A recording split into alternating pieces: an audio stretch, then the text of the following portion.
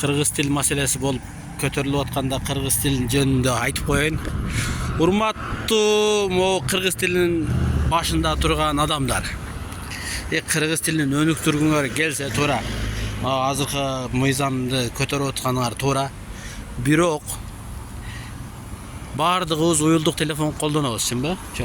Ошо уюлдук телефонубузду колдонгондо ошонун ичине бир жолу мамлекеттик жактан МВДдан, өзгөчө кырдаалдар министрлигинен, могу компаниялардын бирөө бизге кыргызча SMS жөнөтпөйт.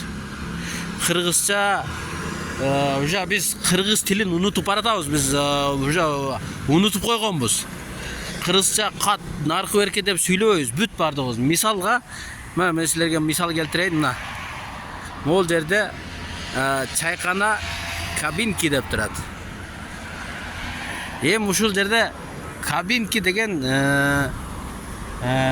бул мына пекарня, наркы берки, рея бүт бардыгын орусчалап кылганыбыздын себебинен биздин балдарыбыз бөлмө дегенди билбей калат. Кабина деп барып кыргыз тилинде бөлмө деген сөздү унутуп калабыз. Ошого о телефонуңузга, анан жанакы нелерге дагы нелер бар.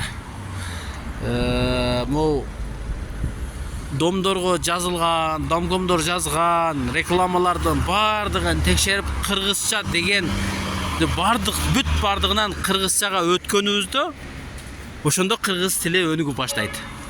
Азыр могу мыйзам кабыл алынгандан кийин бирок иштесе деп үмүт кылабыз, колдойбуз.